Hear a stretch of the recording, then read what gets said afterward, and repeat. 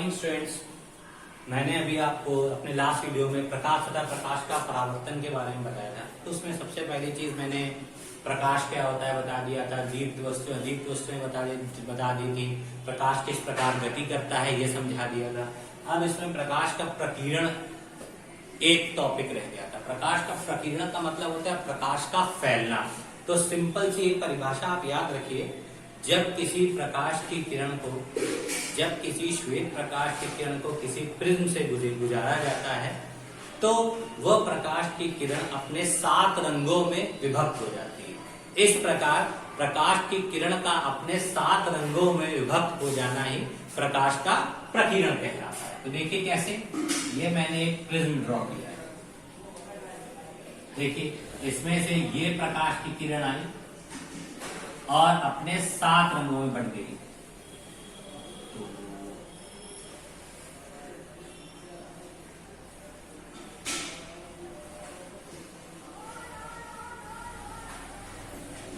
देखिए अपने 7 रंगों में बट गए। इस प्रकार प्रकाश की किरण का अपने 7 रंगों में बटना ही प्रकाश का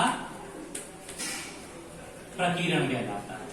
अब ये 7 रंगों में किसमें बटती है? V, I, B, G, Y, O, R means विद्युत। V, I, B, G, Y, O, R। याद रखिए प्रकाश की किरण हमेशा विद्युत के फॉर्म में बढ़ती है। तो परिभाषा जब आप चित्र बना लोगे तो आप कैसे इस परिभाषाओं को याद रखोगे? तो देखिए एक सिंपल सा तरीका है। जब किसी श्वेत प्रकाश की किरण को प्रिज्म से गुजारा जाता है तो श्वेत प्रकाश की किरण अपने कितने रंगों में बढ़ जा रही? 7 रंगों में बढ़ जाती है। इस प्रकार प्रकाश की किरण का अपने 7 रंगों में बढ़ना ही प्रकाश का प्रकीर्ण कहलाता है। अब इसमें देखिए लाल रंग की तरंगदैर्घ्य सबसे ज्यादा होती है। लाल रंग की तरंगदैर्घ्य जिसको हम लोग लैम्डा से लिखते हैं सबसे ज्यादा होती है, इसीलिए ये सबसे कम झुकती है। और वॉयलेट की तरंगदैर्घ्य सबसे कम होती है, इसलिए सबसे ज्यादा झुक जाती है। इसीलिए देखिएगा हम लोग को आसमान हमेशा नीला दिखाई देता है। क्यों? क्योंकि जो वॉयलेट कलर जो होता है उसकी प्रकीर्णन क्षमता इतनी ज्यादा होती है कि वो कलर पूरी जगह फैल जाता है, और लाल रंग की प्रकीर्णन क्षमता कम होती है जिसकी वजह से वो फैलता नहीं है। इसीलिए सिग्नल्स जो होते हैं वो रेड, येलो और ग्रीन बनाए जाते हैं। खतरे का निशान हमेशा लाल रंग का होता है। क्यों? लाल रंग की प्रकीर्णन क्षमता सबसे कम होती है, वो एक जगह इकट्ठा रहता है, इस वजह से वो हमको दूर से दिखाई दे जाता है। और अगर जो चीज बहुत ज्यादा फैली होगी वो हमें दूर से दिखाई नहीं देगी। अगर कहीं मान लीजिए भीड़ क्यों कहते हैं कि दूर से दिख जाती है? क्योंकि भीड़ एक जगह इकट्ठा रहती है, पर अगर आप व्यक्ति इधर उधर घूम रहा हो तो हमको आसानी से दिखाई नहीं देता। इसलिए सिग्नल्स में हमेशा या खतरे का निशान हमेशा रेड कलर का इसीलिए बनाया जाता है। दूसरी चीज अब देखिए, ये तो मैंने प्रकाश के बारे में बता दिया था। अब प्रकाश का परावर्तन जान लीजिए। प्रकाश का परावर्तन, देखिए प्रकाश का परावर्तन क्या होता है? जब प्रकाश की किरण किसी सतह से टकराकर वापस मुड़ जाती है तो इस प्रकार प्रकाश का अपने सतह से टकराकर वापस मुड़ जाने को ही हम परावर्तन कहते हैं। जैसे ये कोई परावर्तक तल हो गया। परावर्तक तल में जो मैंने लाइनें खींची है इसका मतलब इसको मैंने पॉलिश किया है। अगर हम पॉलिश नहीं करेंगे तो ये आर पार किरण निकल जाएगी। जब कोई किरण किसी परावर्तक तल से टकराकर वापस चली जाती है, इस प्रकार प्रकाश का वापस चला जाना ही क्या कहलाता है? प्रकाश का परावर्तन कहलाता है। ठीक, जो ये किरण आ रही है इसको हम लोग बोलते हैं आपतित किरण, और जो किरण परावर्तित हो रही है इसको हम लोग बोलते हैं परावर्तित किरण। और ये जो चीज होती है जो खड़ी लेख आपको दिखाई दे रही है इसको हम लोग बोलते हैं अभिलंब। इसको हम लोग बोलते हैं अभिलंब। आपतित किरण द्वारा हमेशा आपतन कोण बनता है, जिसको हम लोग एंगल ऑफ इंसिडेंस बोलते हैं, और परावर्तित किरण द्वारा हमेशा परावर्तन कोण बढ़ता है, जिसको एंगल ऑफ रिफ्लेक्शन बोलते हैं। अब ध्यान से प्रकाश के परावर्तन की परिभाषा, इतना आपने चित्र बना लिया तो आप कैसे बना सकते हैं? जब प्रकाश की किरण किसी परावर्तक तल से टकराने के पश्चात वापस चली जाती है, इस प्रकार किरणों का वापस जाना ही प्रकाश का क्या कहलाता है? परावर्तन कहलाता है। अब परावर्तन के नियम क्या क्या होते हैं देखिए। परावर्तन के नियम देखिए, परावर्तन के मुख्यतः दो नियम होते हैं।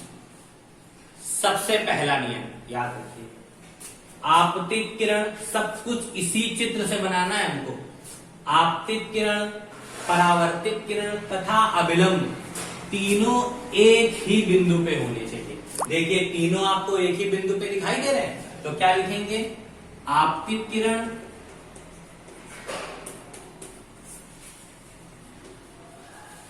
परावर्तित किरण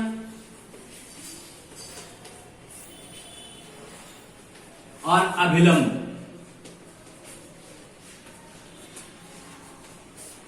एक बिंदु पे होना चाहिए। तीनों किस बिंदु पे होने चाहिए? एक बिंदु पे। दूसरा, आपतन कोण का मान, एंगल ऑफ इंसिडेंस, हमेशा परावर्तन कोण के मान के बराबर होना चाहिए, यानी angle I is equal to angle R। तो इसके मुख्यतः कौन कौन से दो नियम हो गए? आपतित किरण, परावर्तित किरण तथा अभिलंब तीनों एक ही बिंदु पे हैं, वो हमको दिखाई पड़ रहे हैं। दूसरी चीज, आपतन कोण और परावर्तन कोण का मान सदैव समान होना चाहिए। ये हो गया हमारे प्रकाश के दो परावर्तन के नियम। अब प्रकाश एक माध्यम से दूसरे माध्यम में कैसे आता है, इसको समझने के लिए याद रखिए, माध्यम मुख्यतः दो होते हैं। एक होता है हमारा सघन माध्यम और एक होता है हमारा विरल माध्यम। तो देखिए, जब कभी भी प्रकाश की किरण, देखिए अब आपको मैं माध्यम के बारे में बताने जा रहा हूं कि माध्यम क्या होते हैं। माध्यम हमारे मुख्यतः दो ही होते हैं। पहला माध्यम होता है हमारा सघन माध्यम और दूसरा होता है हमारा विरल माध्यम। देखिए याद रखिए, जब प्रकाश की किरण विरल माध्यम से सघन माध्यम की ओर बढ़ती है तो अभिलंब से दूर हट जाती है। अभिलंब से दूर हट जाती है। देखिए कैसे, ये मैंने एक कांच लिया है, ये है मेरा एक कांच, ये हमने एक अभिलंब डाला। ये देखिए प्रकाश, ये कांच है तो ये हमारा हमेशा सघन माध्यम होता है।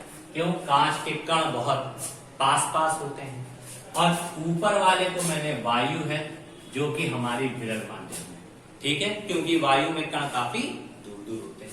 तो ये देखिए, प्रकाश की किरण जब सघन विरल माध्यम से सघन माध्यम में घुस आती है तो ये जो अभिलंब होता है इससे दूर हट जाती है, इससे हमेशा दूर हट जाती है। जो किरण हमारी इधर आनी चाहिए थी वो देखिए कितने दूर हट गई। तो ये एंगल छोटा बनने लगा और ये एंगल हमारा बड़ा बनने लगा। क्या होता है, जब कोई भी प्रकाश की किरण विरल माध्यम से सघन माध्यम में आती है तो अभिलंब से दूर हट जाती है। ऐसा क्यों होता है? ऐसा इसलिए होता है कि सघन माध्यम में कण बहुत पास पास होते हैं। जब प्रकाश की किरण विरल माध्यम में कणों के दूर दूर होने के पश्चात एक ही रेखा में गति करती है, जैसे ही वो सघन माध्यम में पहुंचती है तो कणों से टकराने की वजह से वो अभिलंब से दूर हट जाती है। इसीलिए कहा जाता है कि प्रकाश की किरण को जब विरल माध्यम से सघन माध्यम में प्रवेश करना होता है तो वो अभिलंब से दूर हट जाती है। कभी भी आपने नोटिस किया होगा कि एक अगर कांच का ग्लास लेते हैं, उस पे अगर हम ये पानी भर देते हैं तो जब यहां से प्रकाश की किरण आती है